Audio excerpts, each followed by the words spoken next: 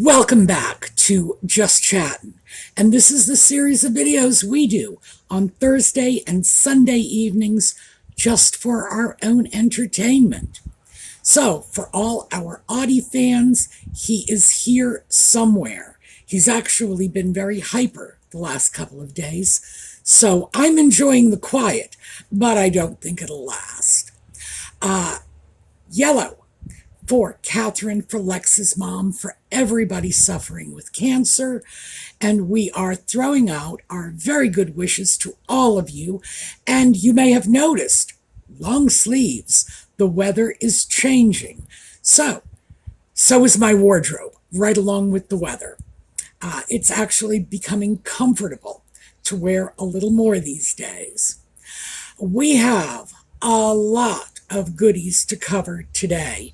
And when we come back from the intro, we will get started, but I'll warn you in advance, it's kind of all over the place. So, we'll see you in a minute.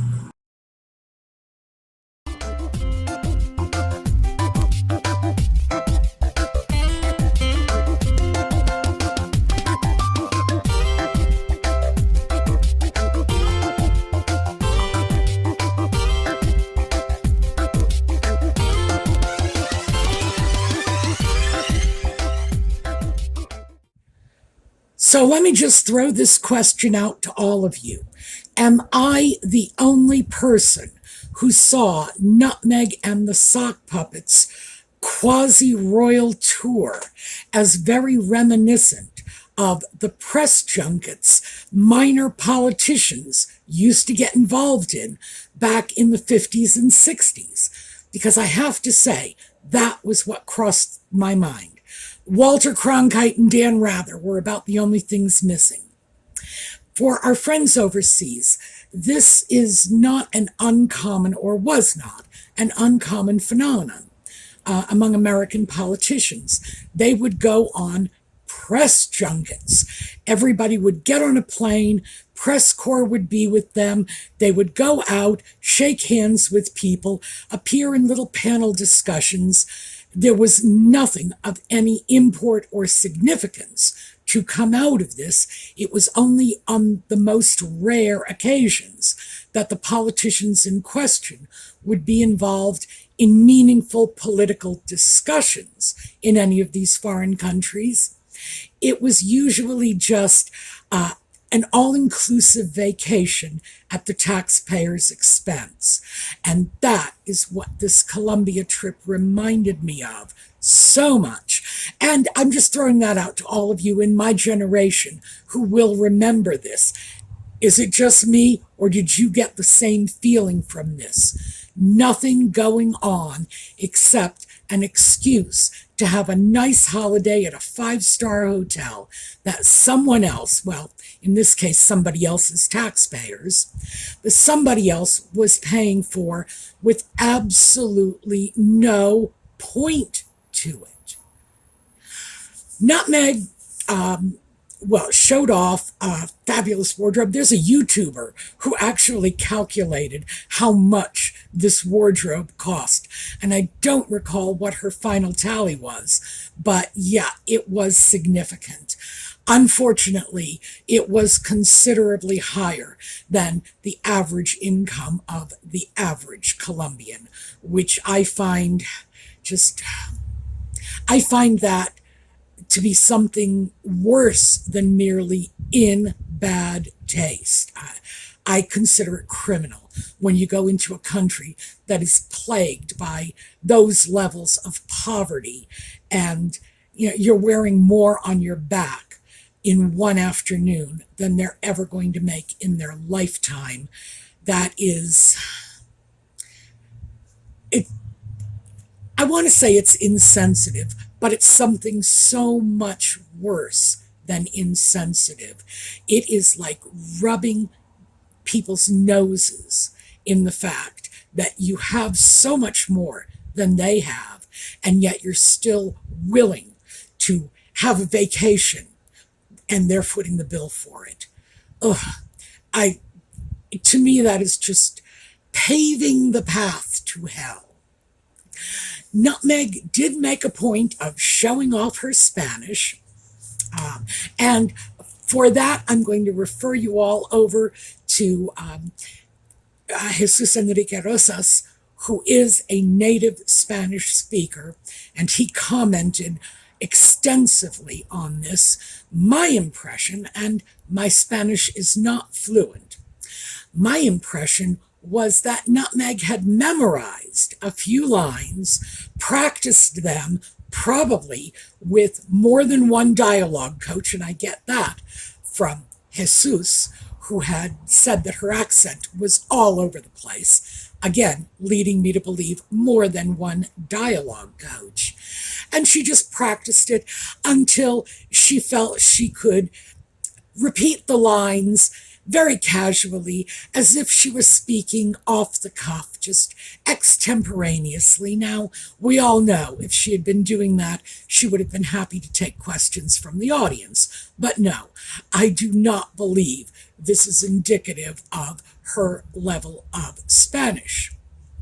And I would also say she doesn't either, because anybody who missed the Craig Ferguson interview, and by the way, there is a link in the video notes. In the Craig Ferguson interview, which was a good, 10 years ago, she had said, no, she did not learn Spanish when she did that little 6-week internship in Argentina, or apparently in her weekend study abroad. I don't know. I think that was a semester, actually, in Spain.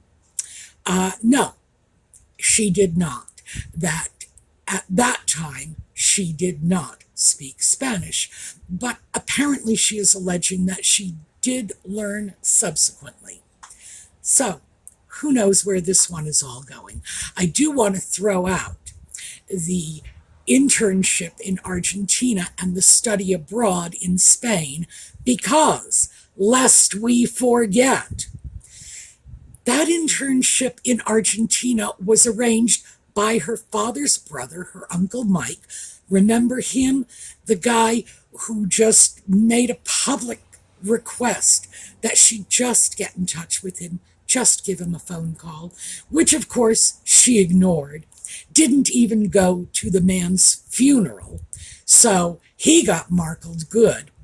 And the study abroad semester, of course, was paid for by her father, Tom, who has also been very well marked.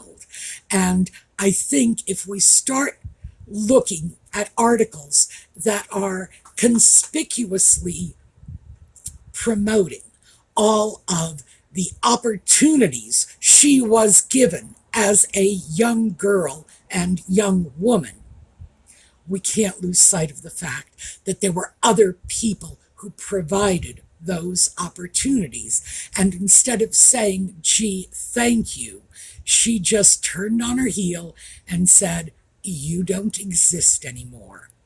Everything has to be viewed in context. So let's not leave that context out.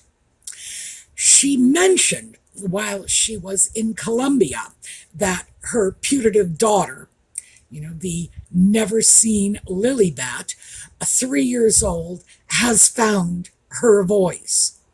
The only thing Nutmeg has ever mentioned that this putative child allegedly said was when her daughter looked at her, saw her own reflection in Nutmeg's eyes, and said, I see me in you.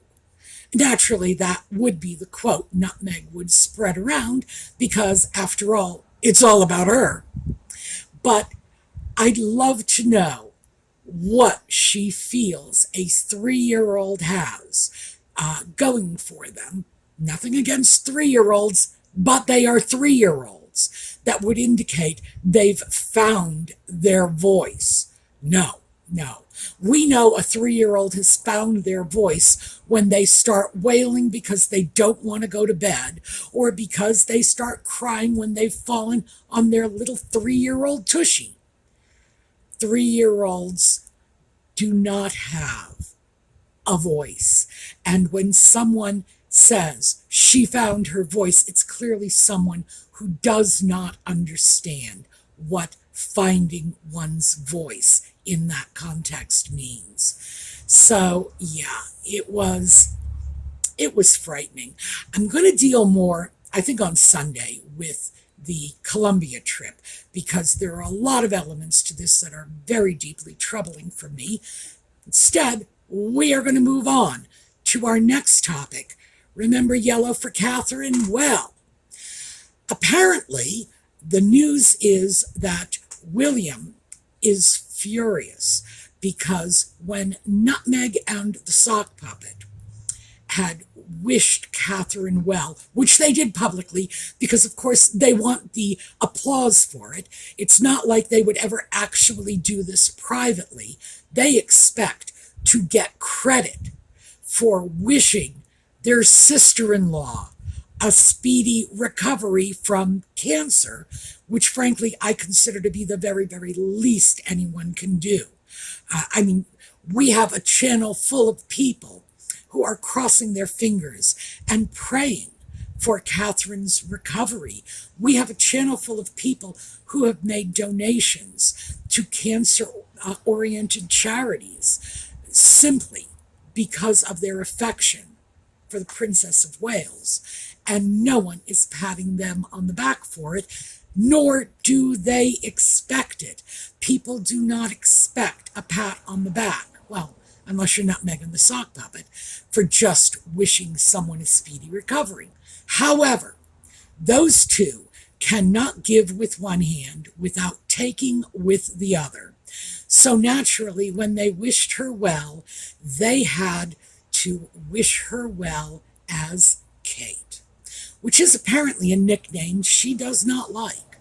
And it's one that I avoid simply because I feel that the woman is entitled to her actual given name. I understand that's what she goes by. And I don't know her personally, which means I don't know her well enough to call her Kathy or Kate or Kitty or whatever. Catherine has tons of nicknames associated with it. She's not my bestie. She's Catherine, and she is the Princess of Wales. One day she will be Queen Catherine, and she is at least entitled to that common courtesy of using her name. But not Meghan the sock puppet did not, and William is not thrilled. And I get that. People are saying, well, he's making a mountain out of a molehill. No. The use of nicknames and diminutives has long been known as a power play. I do it all the time. When was the last time you heard me refer to Catherine and William's sister-in-law as Meghan? You don't. It's Nutmeg. And I go out of my way to use that particular nickname, one, because it's okay to use it. Remember that Craig Ferguson interview? That's when she said she answers to Nutmeg. And I said, oh yeah, I'm on it. But because I have absolutely no intention of dignifying this woman with a name that I personally associate with a great many other Meghans that I know and love. It was a very, very popular name around 40 years ago, give or take. And I know, and as I say, know and love many Meghans. So no, she's Nutmeg. They can be Meghan. And the truth is that I'm not doing this accidentally. This is not an inadvertent slight or an inadvertent snub. Oh no, this is deliberate. This is absolutely deliberate. So when they do something like that to the Princess of Wales, I'm not buying that this was just a friendly little nickname between family members. No. It was done to diminish Catherine, to dismiss her, to make her seem more trivial and insignificant. And it was rude, and I agree. So I am 100% Team Chili Willy on this one. Oh, and by the way, that's not a mean nickname. That's just a fun nickname. So, 100% Chili Willy on this one. Absolutely. It was rude. It was uncalled for. And given the fact that Nutmeg and the Sock Puppet have no real relationship with William and Catherine at this point, it suggests an informality and closeness that just doesn't exist. And if I were to guess, I would say that was the reason behind the nickname, and not necessarily a desire to diss Catherine. But knowing Nutmeg, I wouldn't rule it out. All right, coming up next, the Netflix contract with Nutmeg and the Sock Puppet is being reported as overdone, dead, and buried. And because I was able to get a recorded copy of this article, I thought I would share it with you in its entirety. It's only 5 minutes long, but it is interesting. And before we get started, one thing I want you to make note of, because I giggled through the whole article because of this. Notice how they butcher the name of Nutmeg's new luxury household products brand. All right, here you go. Netflix is done with Harry and Meghan, not expected to renew deal with couple. Report. Despite recent reports that Netflix has gone full steam ahead in producing a Meghan Markle cooking show and a series about professional polo with Prince Harry, the streamer is not expected to renew the splashy, 5-year, $100 million contract it signed with the couple in 2020. That's according to Puck co-founder Matthew Belloni and entertainment reporter Leslie Goldberg.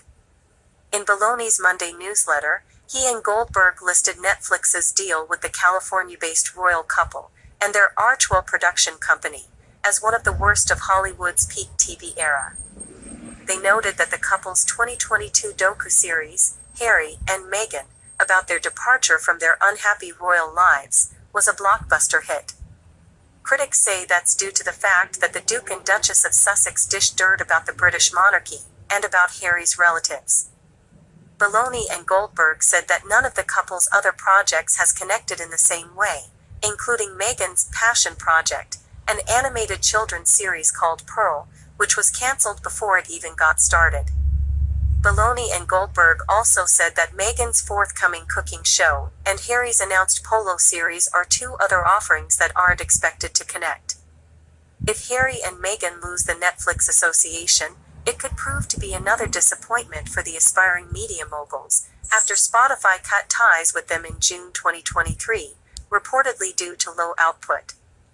Like Netflix, Spotify signed a major deal with the couple soon after they relocated to California, paying them a reported $20 million to produce a slate of podcasts. But Meghan only managed to turn out 12 episodes of a podcast series called Archetypes.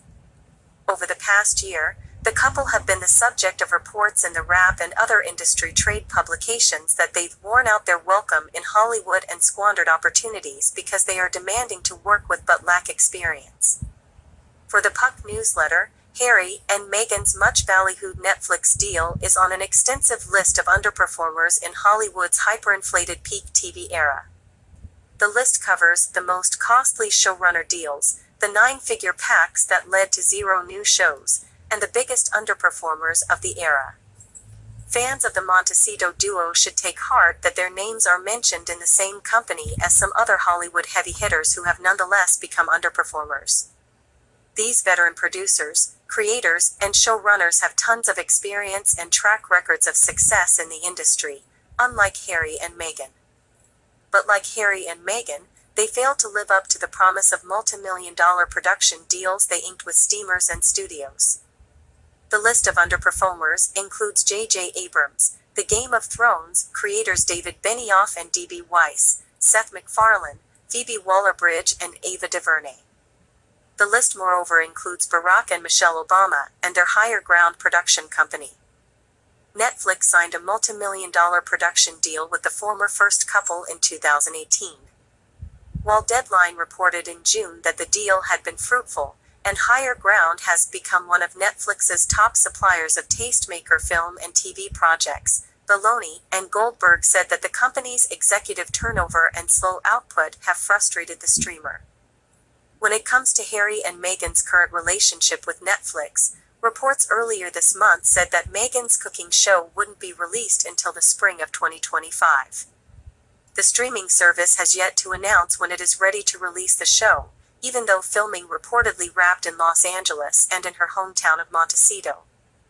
Both the Daily Beast and the Daily Mail reported that the release of the cooking show was being timed with the launch of Meghan's new luxury lifestyle brand, American Riviera Orchard. The media build-up of the cooking show and the American Riviera Orchard, AOR, brand has led both fans and critics of Meghan to expect that both would be launched in the fall. Buzz around AOR's promised luxury home and lifestyle products exploded in the spring because Meghan's celebrity friends tried to stoke enthusiasm about her new venture.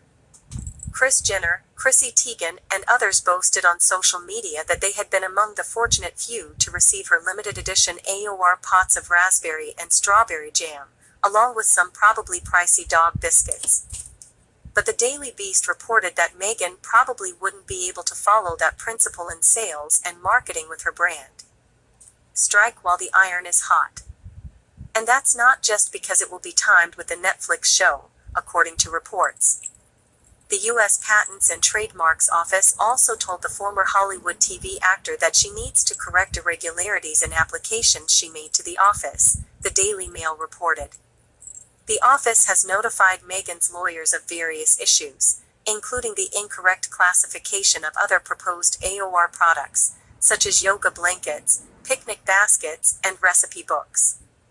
Unfortunately for AOR, it could take around 8 months for the trademark applications to be examined and up to 14 months for them to be registered, the Daily Mail said.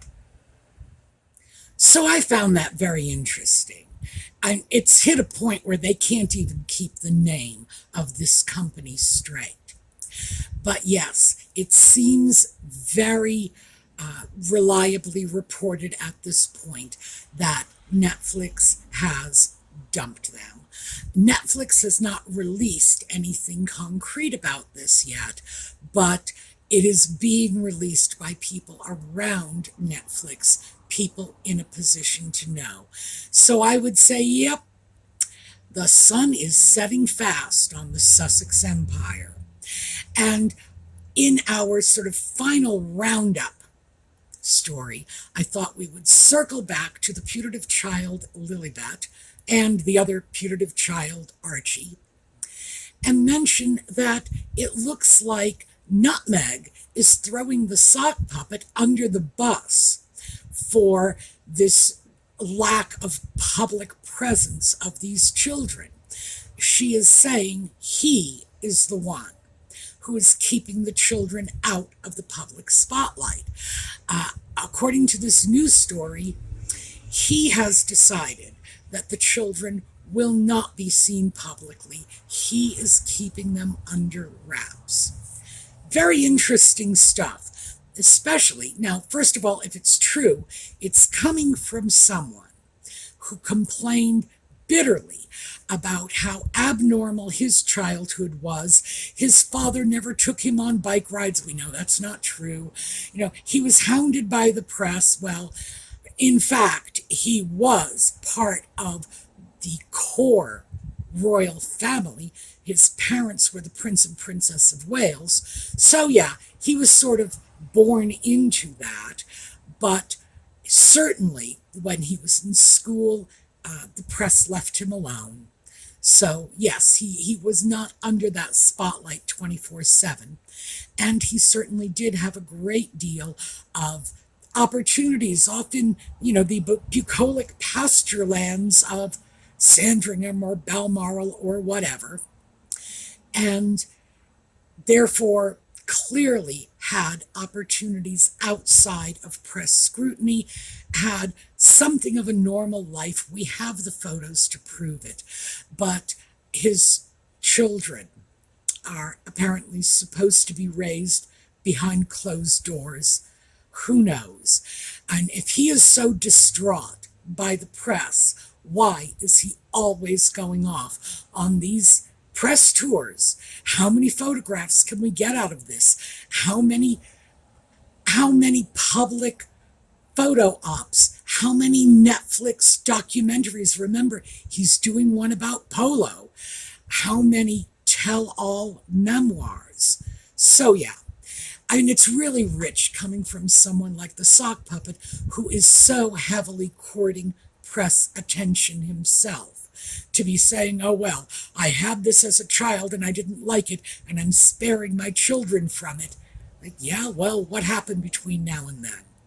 All right, that was one I just wanted to throw out there because it was so peculiar, and it really does look like Nutmeg is responding to public criticism of never seeing these putative children and blaming him. Nope, it's him, he did it. All right, before we leave, before we take a look at our closing slideshow, let me just share with you a photograph that came from one of our viewers. This is Ann Campbell, and she managed to get a snapshot of Prince Charles. He was, I don't know if he still is, he was at the time in Balmoral. Anne's in Scotland. Hey, match made in heaven. She sent along apologies for the lack of clarity in the photo, but I don't know what to say. I've never come that close to a king in my life, so I'm not going to be criticizing. Thank you, Anne, for sharing. All right, we are going to take a look at a slideshow on the way out. I hope to see you all next time, and in the meanwhile, have a terrific day.